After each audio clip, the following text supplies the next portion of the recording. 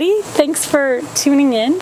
My name's Kara, and this is Alan, and we're from Smoke Camp Crafts here in Weston, West Virginia.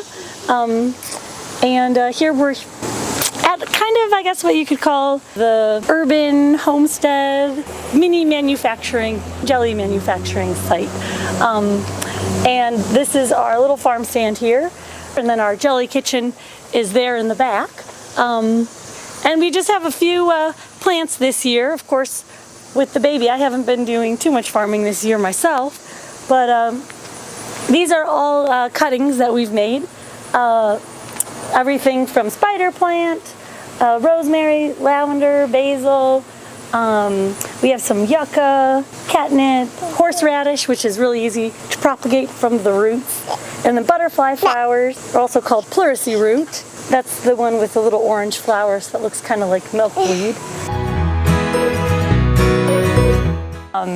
But for the most part, most of what we do comes from this small, I think it's 100 by 120 city lot. So we use basically every square inch of space that we can. I'll just kind of start showing you what all is here and how we propagate stuff and what all I've been doing to try to make ends meet as a small farmer.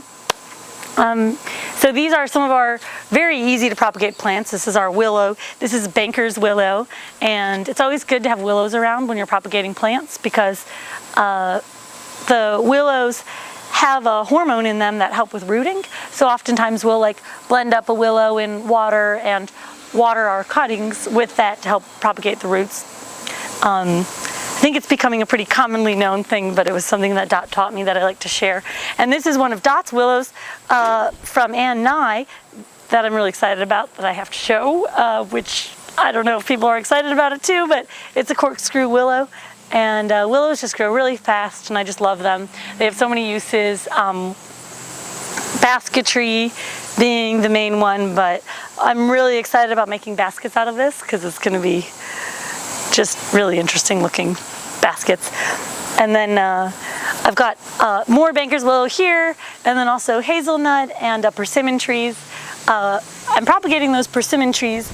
We use the leaves of the persimmon tree in our Appalachian mint blend, and also the native persimmon is just totally delicious, so it's dual purpose too.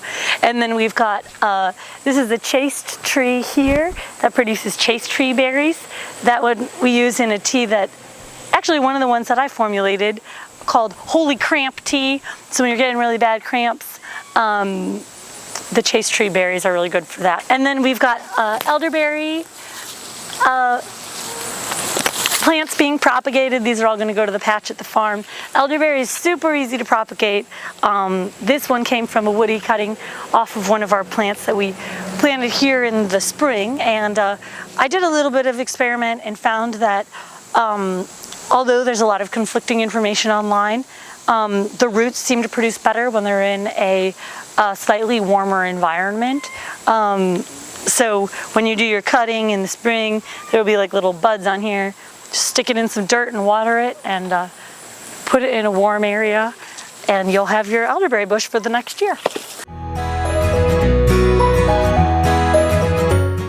Now over here in the shade garden, we have coltsfoot, which we use in our bronchial blends. Also super relevant in the COVID days. Also some lungwort, and I don't have too much lungwort. I'd like to get more lungwort going, but the lungwort is excellent in the bronchial blend as well.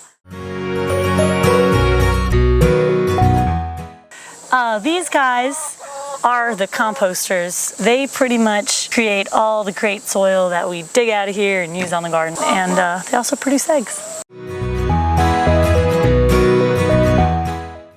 So this is the greenhouse.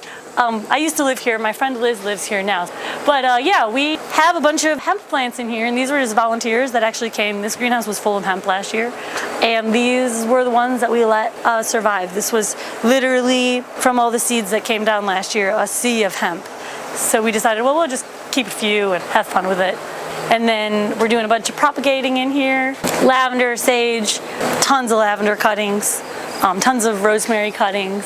And this is also a living space. Having dual purpose space is really pretty key. So thanks everybody for joining me. I hope you all learned something and that you had a good time. And Ellen's here to say goodbye, and yeah, I'm looking forward to hearing your questions and sharing a little more with you.